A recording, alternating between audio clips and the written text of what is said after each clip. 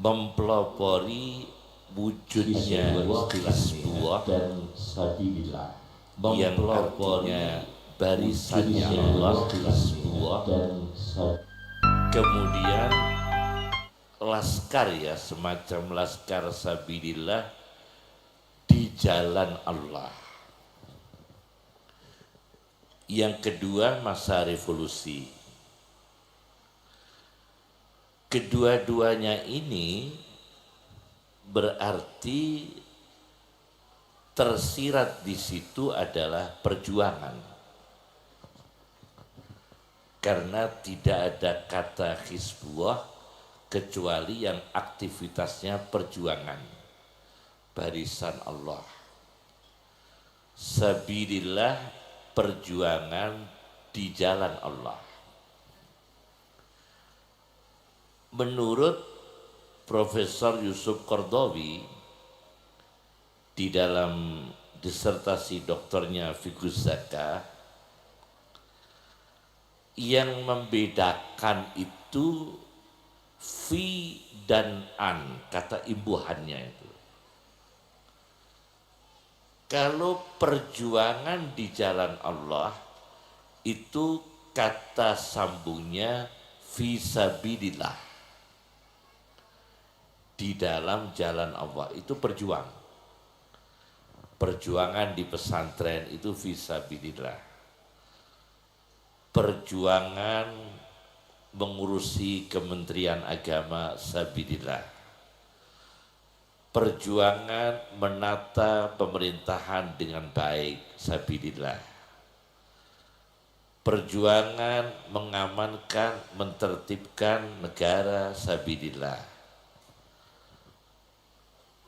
Kalau jauh dari jalan Allah itu kata sambungnya an sabilillah, pakai an. Jauh dari jalan Allah, yaitu orang-orang yang enggan atau tidak militan atau tidak ikhlas berjuang di jalan Allah. Itu an sabilillah. Kalau para ulama seperti Mbah Abdul Wahab, fi sabilillah, di dalam jalan Allah. Oleh karena itu ada satu buku baru yang mungkin sudah beberapa tahun yang silam tentang kemanusiaan, Al-Insaniyah Qabla Tadayyun, karya Ali Zainal Abidin Al-Jufri. Membagi ulama itu menjadi tiga. Mana yang berjuang di jalan Allah, mana yang jauh dari jalan Allah. Supaya mengkader, menginspirasi bahwa hab ini ke ulama yang berikutnya. Ke para kiai, para asatid, termasuk kita-kita ini yang embrionya para kiai atau cicit-cicitnya para ulama. Ulama yang pertama adalah ulama usya'bi. Ulama yang mencari popularitas hanya dengan nafsunya rakyat. Jadi bukan bijaksananya rakyat, tapi nafsu. Rakyat itu belum tentu bijaksana secara individu. Nah, ulama ini dia tidak berlaku dengan adil. Semua kebijakan pemerintah dianggap salah semua. Jadi salah semua. Semua kebijakan pemerintah dianggap salah semua. Dia menunjukkan munaqadah, perlawanan demi untuk mencari simpati dari rakyat yang tidak cocok, meskipun itu dengan kebenaran. Jadi kalau ahli sunnah itu enggak, kalau memang benar ya tetap dibenarkan, kalau salah dinasihati atau diluruskan. Tapi kalau ulama ini enggak, pokoknya semua kebijakan pemerintah salah semua. Itu disebut oleh Ali Zainal Abidin dengan sebutan ulama usyabi, ulama yang hanya nafsunya rakyat yang tidak bijaksana. Itu satu. Yang kedua terbalik ini, yaitu ulama usultan, ulama yang dia itu membabi buta, pokoknya pemerintah benar semua. Ini juga nggak benar. Kebijaksanaan pemerintah meskipun itu menabrak nilai kemanusiaan, menabrak agama, menabrak misalnya nilai-nilai insaniah, naluri, dia anggap benar semua. Tidak ada kebijakan pemerintah yang salah, semua benar. Ini ulama sultan namanya. Dan tipologi ulama ini menjilat. Ini dalam penelitiannya ya. Jadi kita harus imbang. Jadi menganggap benar semua juga enggak, salah semua juga enggak. Yang ketiga, nah ini yang Wahhab ini. Yang Wahhab yang ketiga ini. Para kiai sesepuh, para ulama-ulama dulu yang arif, yaitu ulama usyariah. Ulama yang seluruh perkataannya, ucapannya, fatwanya dengan pertimbangan syariah. Jadi kalau rakyatnya memang yang salah, ya diluruskan. Kalau memang pemerintahnya yang salah, ya diluruskan. Dengan menjaga marwah dan kehormatan masing-masing. Kehormatan rakyat juga dijaga, kehormatan penguasa juga dijaga. Dengan menasihati, dengan pertimbangan syariah. Itu namanya ulama usyariah. Dalam perjalanan catatan sejarah, Mbah Kiai Abdul Wahab telah melakukan, kalau memang pemerintahnya yang salah, Mbah Abdul Wahab menasihati, kiai-kiai dulu menasihati. Kalau memang rakyatnya yang salah, ya dibina, dibimbing dengan baik. Karena tidak mungkin semua salah, semua benar. Itulah ulama usyariah. Nah, kita merindukan para kiai, para ulama, para ustadz yang punya bijaksana dengan timbangan syariah. Inilah sebagai pengantar ceramah kami belum pidato, baru pembukaan. Karena kopinya belum datang. Kami lanjutkan ya. Ulama syariah, sekilas tentang Mbah Kiai Abdul Wahab. Mbah Kiai Abdul Wahab itu berangkat ke Mekah, punyai Mahfudah, Bu Munjidah, Bu Hisbiyah, Gus Hasib, itu bersama dengan kakek kami. Jadi berangkat pertama ke Mekah, 3 orang. Kakek kami, Ki Khalil Lasem, sepupu dengan Mbah Bisri Samsuri. Jadi kakek kami itu Mbah Khalil, sepupunya Mbah Bisri, sama Mbah Abdul Wahab. Satu lagi punya Gus Kasim, Kiai Haji Mas Mansur, tokoh Muhammadiyah. Satu kapal. Itu belum pertama kali mondok. Jadi perjalanan ke kapal 3 orang itu. Kiai Haji Mas Mansur, Kiai Haji Mbah Abdul Wahab Hasbullah, yang satu tokoh Muhammadiyah, yang satu tokoh NU, kemudian kakek saya Ki Khalil Kalau di arsipnya NU namanya Masyhuri. 9 ulama besar yang memperkasai NU, Masyhuri Lasem, itu kakek saya. Bapaknya bapak saya. Masyhuri itu nama Khalil, diganti Khalil Masyhuri.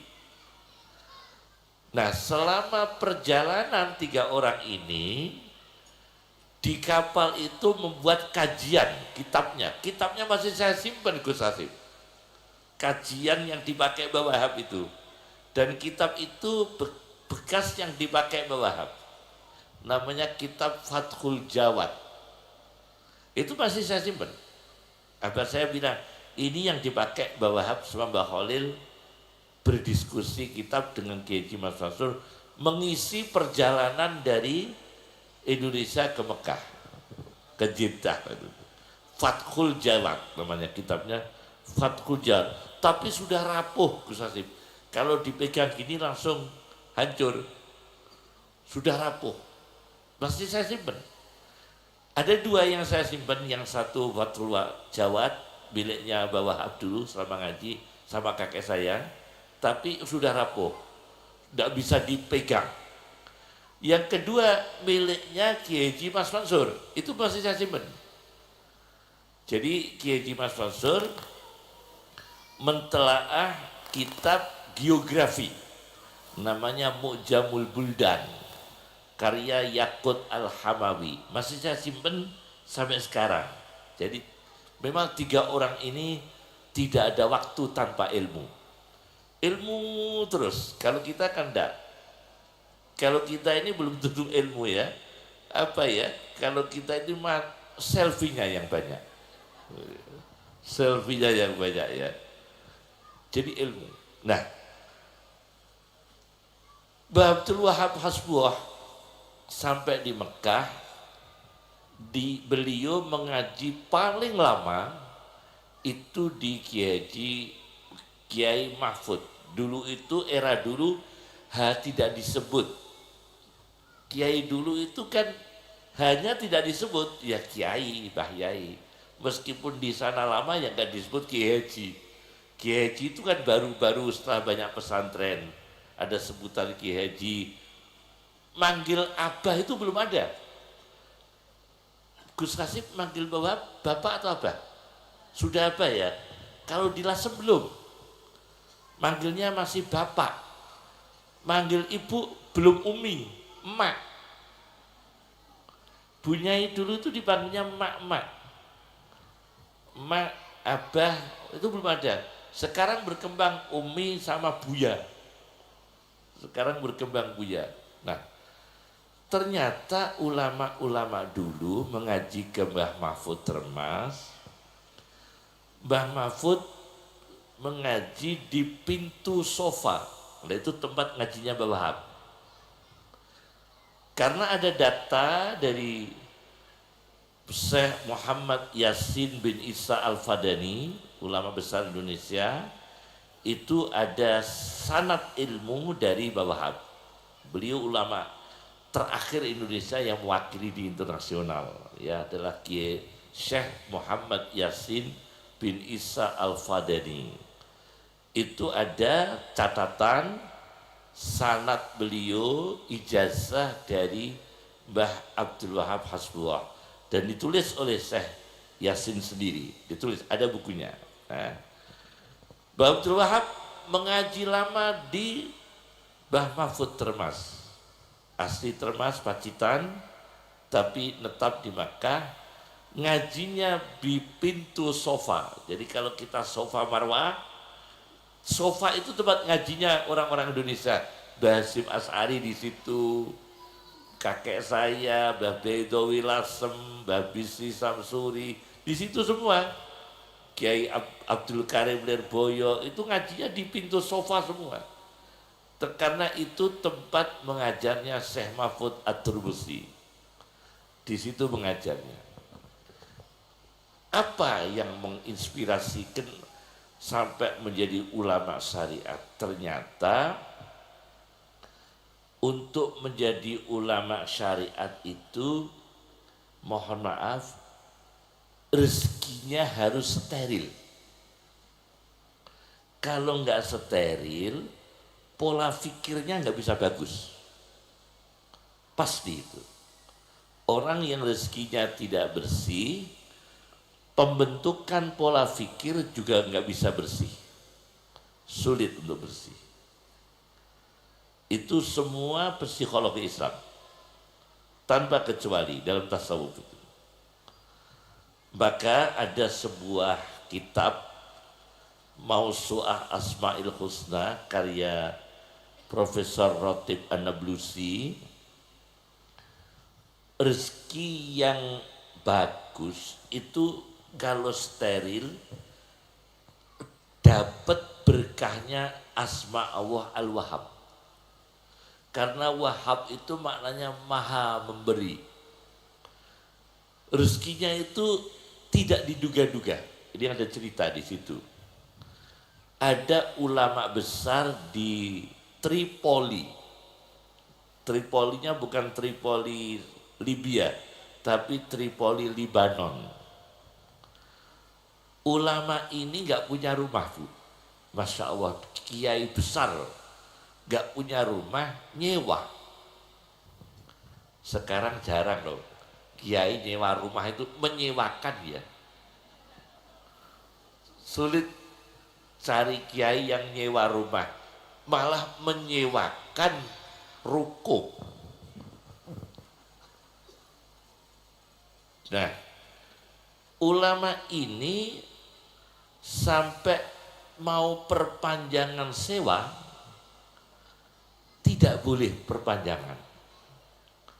Uang tidak ada, rumah tidak disewakan lagi.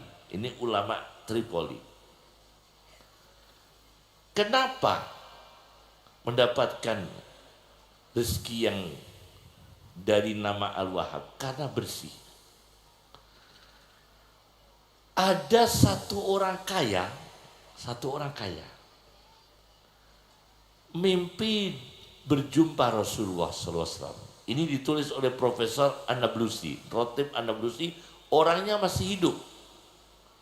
Rotib An-Nablusi ini profesor di Libanon, orangnya masih hidup. Ada orang kaya ditemui Rasulullah. Tolong, itu kiai, itu ulama yang nggak punya rumah, yang rumahnya nyewa-nyewa, belikan rumah. Coba ini, luar biasa ini. Ini ulama nggak punya rumah sampai nyewa-nyewa, tapi orang kaya ditemui Rasulullah lewat mimpi, ulama yang bersih ini berikan rumah. Jadi tidak mengajukan perumahan. Beda loh ini. Mengajukan perumahan dengan dapat rumah dari Rasulullah loh ini. Akhirnya orang kaya ini mencari kiai yang disebutkan Rasulullah tadi. Ketemulah orang tadi dengan ulama yang tidak punya rumah tadi. Maka ditemui saya, dijumpai Rasulullah untuk memberikan rumah penjenengan.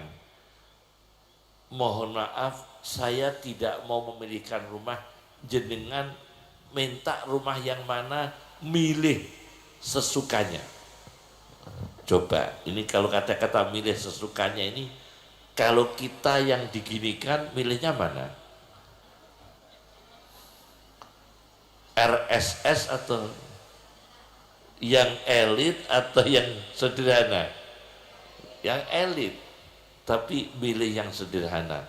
Pokoknya diberikan rumah dengan ilham melalui Rasulullah SAW. Nah, ulama seperti ini disebutkan di situ di bawah naungan Al-Wahhab, Allah yang maha memberi. Nah, ini yang pertama. Yang kedua, ulama bisa mendapatkan kecerdasan syariat itu dengan menjaga wibawa, haibah. Menjaga wibawa itu bukan berarti membatasi diri dengan angkuh, bukan. Itu namanya istingkaf, namanya istilah Al-Quran istingkaf. Istingkaf itu enggan berkumpul dengan level di bawahnya, itu istingkaf, sombong namanya. Bukan itu, tapi menjaga wibawa itu ulama yang kata-katanya itu dengan perilakunya persis semua kebaikan dan kemaslahatan. Bicaranya ilmu, perilakunya ilmu, cara bertamu ilmu, menerima tamu ilmu, bergaulnya dengan ilmu, dia menyapa orang dengan cara ilmu, menyalahkan juga dengan cara ilmu, membenarkan dengan cara ilmu. Itu wibawa, pasti wibawa. Dan indikasinya ulama seperti ini, ngapunten, jauh dari gojekan, jauh dari celelean. Ada celeleannya. Ini indikasi ulama yang menjaga haibah, seperti Mbah Wahab, Mbah Hasim, itu menjaga haibah, Mbah Bisri, dan hampir semua ulama-ulama pesantren dulu itu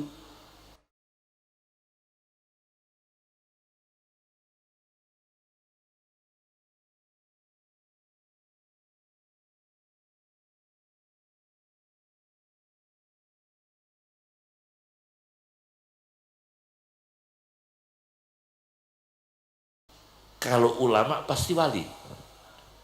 Dulu itu kalau ulama, kalau dulu tuh ulama, hampir ulama itu wali, walinya Allah.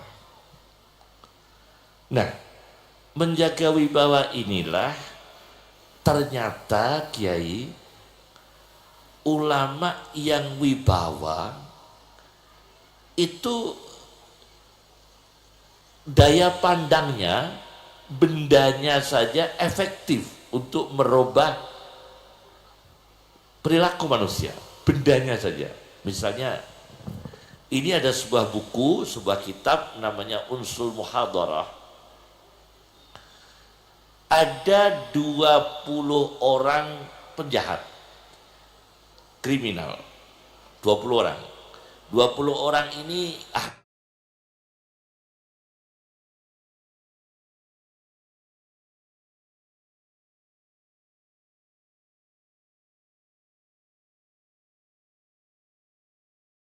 akhlaknya nggak bagus, sedang memegang buah semangka di pasar. Ulama besar namanya Bishr Al-Hafi memegang buah semangka, dipegang. Bishr Al-Hafi ini ulama sufi, ulama besar sufi. Begitu Bishr Al-Hafi pergi, orang ini, orang yang jahat ini cepat-cepat membeli semangka itu karena ingin mendapatkan berkah dari Allah melalui semangka yang disentuh oleh tangannya Bishr Al-Hafi. Akhirnya semangka itu dibeli dengan harga semahal-mahalnya karena senang semangka ini mahal-mahalnya. Karena senang semangka ini telah disentuh, dipegang oleh Bishr Al-Hafi.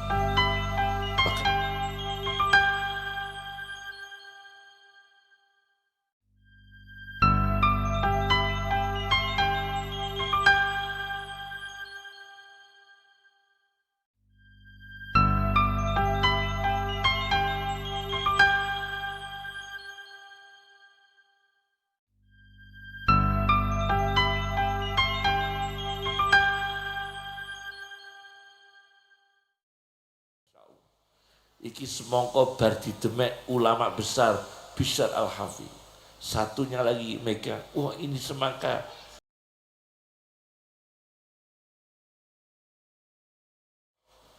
Hati mereka lunak. Nah itu istilah Mbah Hasyim Asy'ari namanya raqaiq. Raqaiq itu Mbah Hasyim Asy'ari kalau memaknai, saya ngaji ke abah saya dari Mbah Hasyim Asy'ari, raqaiq itu ngelemesno ati. Raqaiq itu ngelemesno ati.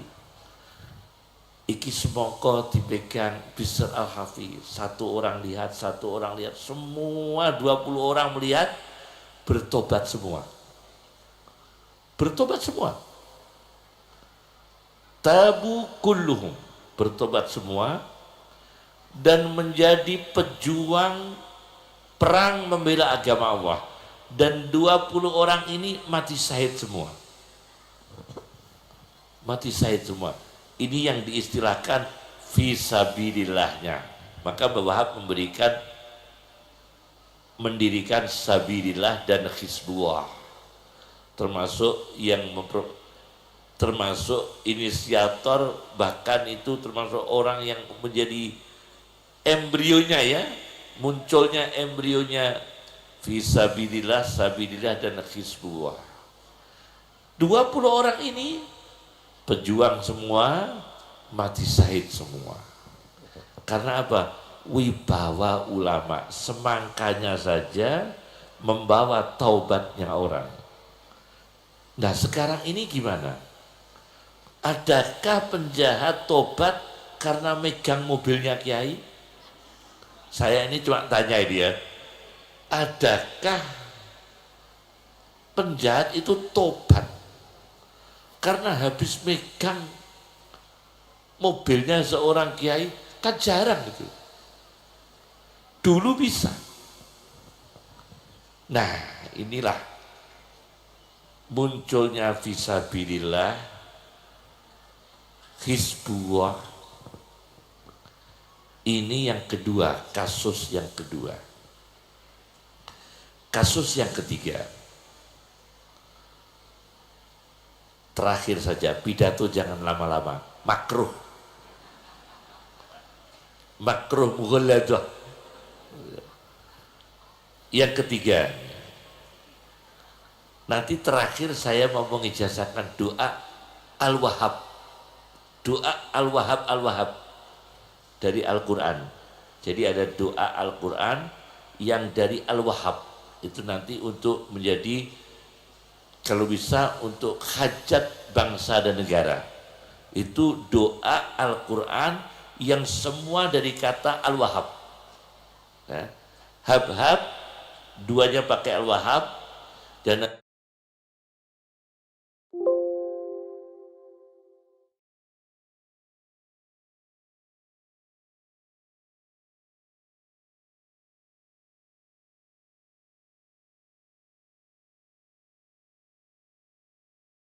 nanti untuk kebutuhan individu manusia, bangsa dan negara. Nanti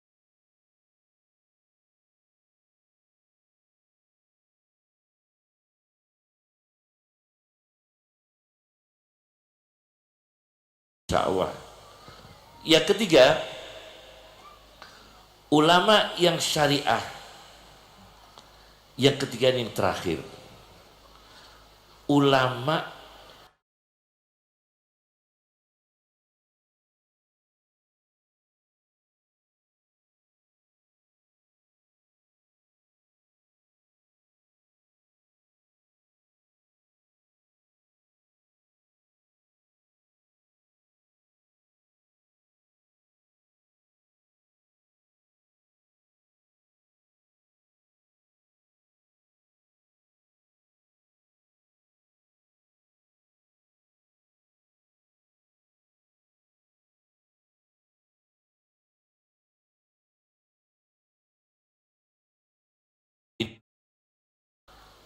itu sulit tepat langkahnya dalam berpolitik. Maka kalau ulama yang berpolitik itu memang dari awalnya harus ada pendidikan, harus ada keahlian dalam berpolitik, bukan asal-asalan ya, kalau bukan ahlinya. Boleh ulama yang berpolitik, tapi memang dia latar belakangnya ahli berpolitik. Karena Ibnu Khaldun sudah mengatakan dalam kitabnya Muqaddimah Ibnu Khaldun, seringkali ulama ini salah langkah dalam berpolitik. Bahkan di situ bukan dengan kata salah langkah. Mohon maaf, agak kasar, bukan saya mengatakan. Ibnu Khaldun, ajhalun nas bisyasah. Yang paling ajhal berarti apa? Dan ulama di situ disebutkan ajhalun nas bisyasah. Kalau tidak hati-hati. Tapi tidak semua ulama loh. Yang ahli tetap ahli. Maka yang bukan ahlinya jangan mengahlikan diri. Nah itu. Ulama tidak keluar dari koridornya sebagai ulama. Misalnya ulama, dia kan mestinya namanya ulama kedokteran, dia riset. Namanya ulama kedokterannya tibbiyun, ya, ulama arsitek, ya muhandisun, ulama geografi, geografiyun, ya, ulama teknik, fanniyun, teknikiyun, teknik. Memang dia ilmuwan di situ.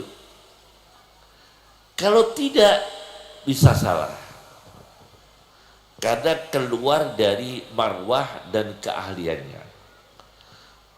Apa ukurannya ulama waktu itu, Kiai?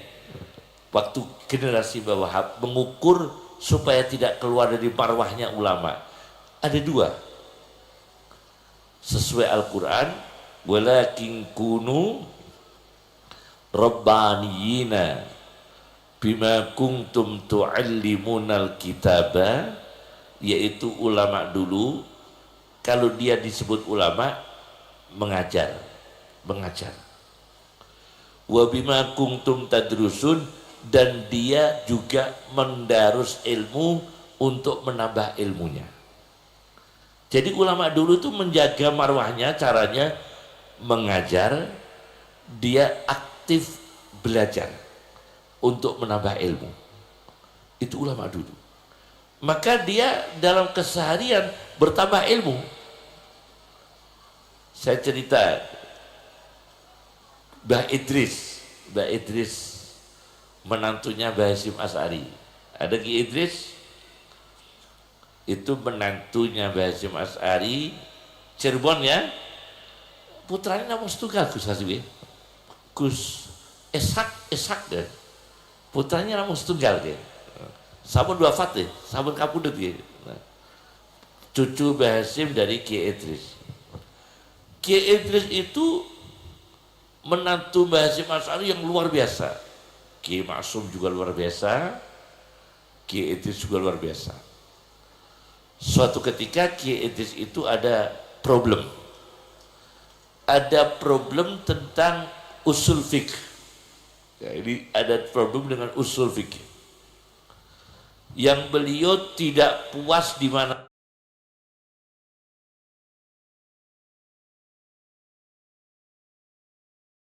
mendapatkan jawaban. Nah ini berarti mencari ilmu.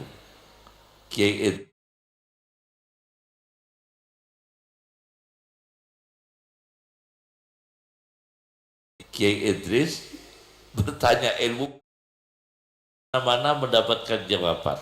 Nah ini berarti mencari ilmu. Kiai Idris bertanya ilmu pada Mbah Maksum. Padahal Kiai Idris itu pernah hijrah ke Mekah lagi loh Gus Hasyim. Kiai Idris itu pernah ke Mekah lagi, dari Indonesia ke Mekah lagi, lama di Mekah. Dan saya dengar Syed Muhammad bin Alawi Al-Maliki itu mendirikan pondoknya itu di suwuknya Mbah Idris. Dari Mbah Idris juga juwuk, ya, mandi, mujabud dakwah, mujabud doa. Begitu puas dengan jawaban Mbah Maksum, Kiai Idris itu meninggalkan Tebu Ireng sebentar. pernah dilasem. Kiai Idris itu pernah dilasem. Saking maremnya dengan Mbah Maksum itu, Kiai Idris meninggalkan Tebuireng atau sudah dari Cirebon ya. Ingat saya dari Tebuireng karena abah saya yang khidmah. Meninggalkan Tebuireng dilasem selama Ramadan, ditinggalkan. Dan abah saya yang melayani selama di Lasem, Kiai Idris itu. Jadi ulama dulu luar biasa, seneng ilmu, sulit tuh. Maka kalau saudara disuruh milih surat-surat Quran dengan surat tanah, marmanya.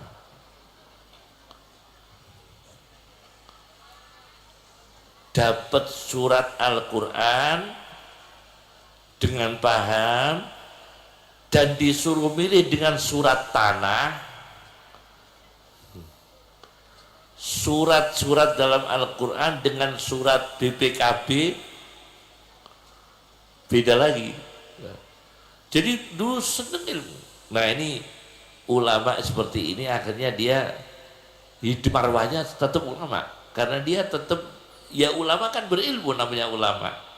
Bima kuntum tu'allimunal kitaba, dia mengajarkan ilmu, wa bima kuntum tadrusun, dia mendarus ilmu.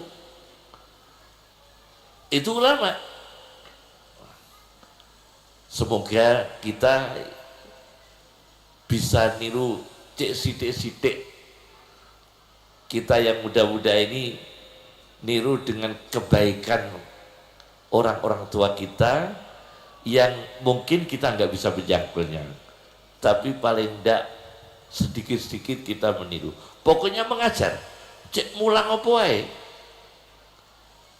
cek mulang apa wae semua bagus. Karena itu ilmu, kalau ilmu itu bermanfaat, diridhoi Allah, kita ajarkan dan kita tidak berhenti belajar. Profesor kedokterannya anak sekarang dengan kedokterannya anak dulu kan beda. Anak dulu kedokterannya di memori, obat-obat hafal di memori karena nggak ada Google, nggak ada laptop, di memori.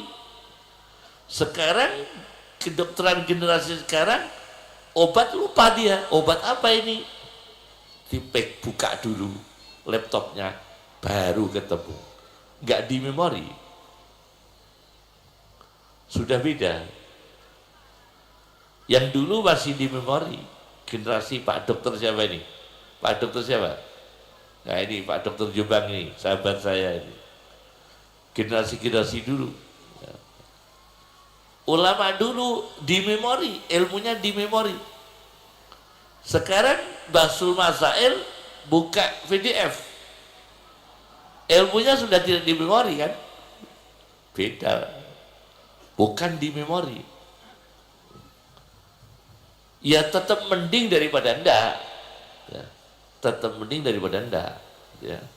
Itulah untuk menjaga kelangsungan ulama sesuai dengan cita-cita Kiai Haji Abdul Wahab Hasbullah. Yang terakhir kami akan bacakan doa-doa yang berhubungan dengan Al-Wahhab.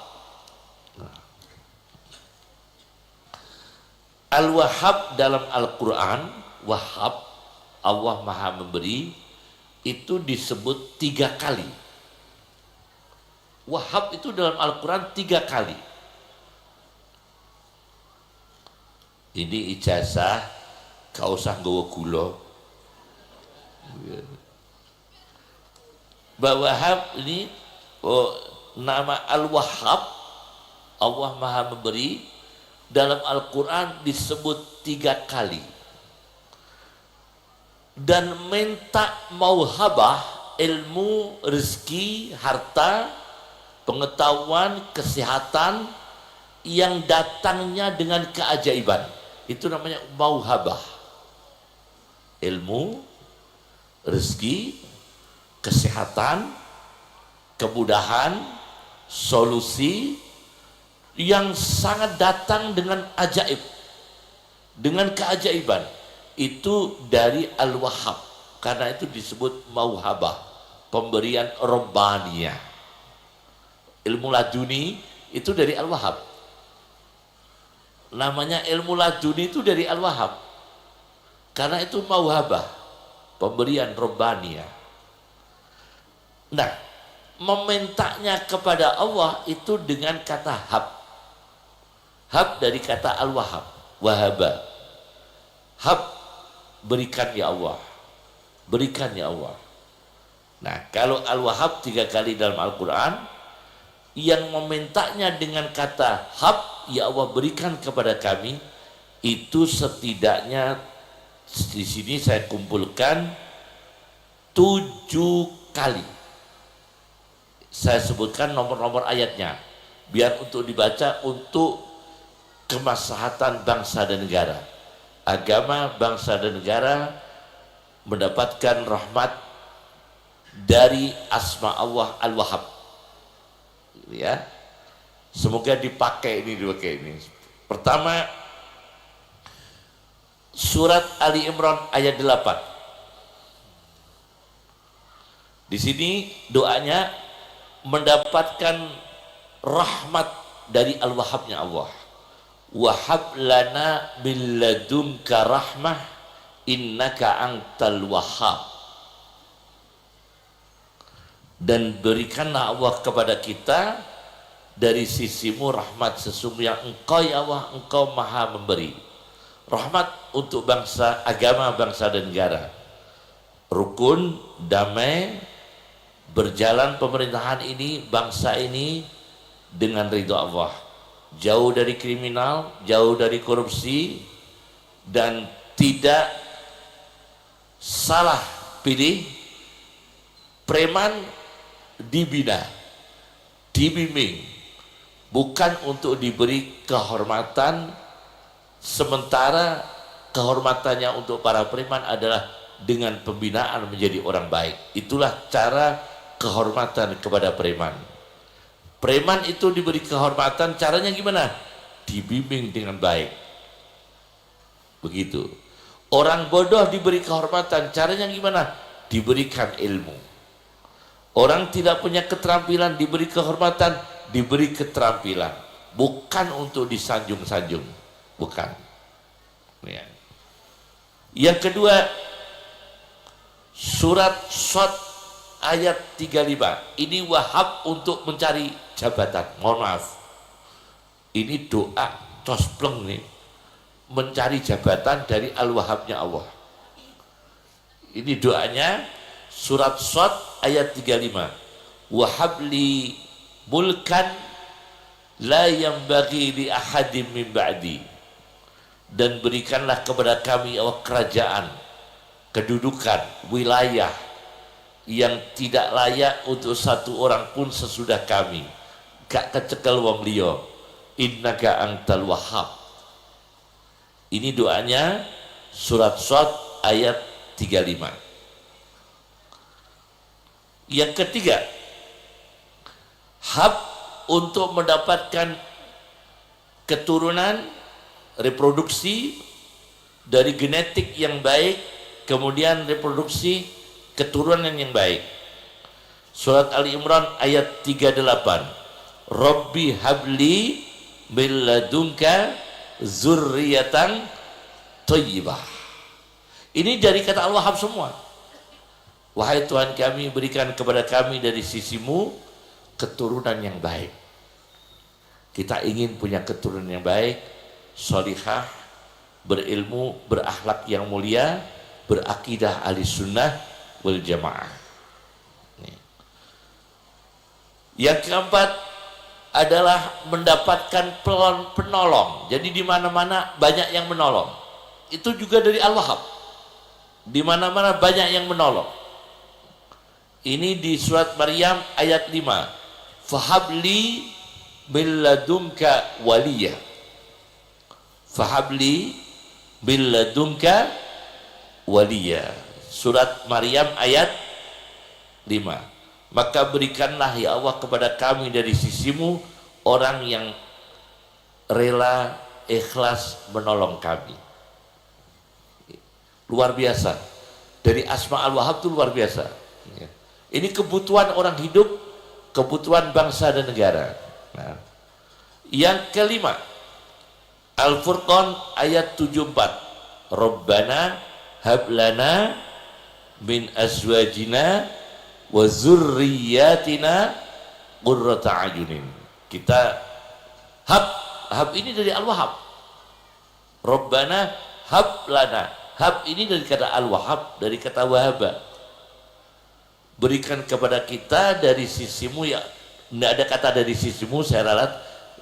Rabbana hablana min azwajina, dari istri-istri kita, wa zurriyatina, keturunan kita, qurrata ayunin, yang menyejukkan mata.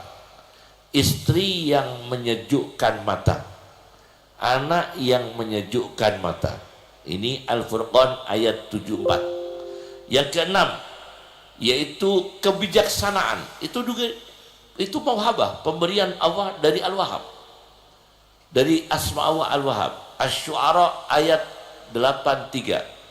Rabbi habli hukman.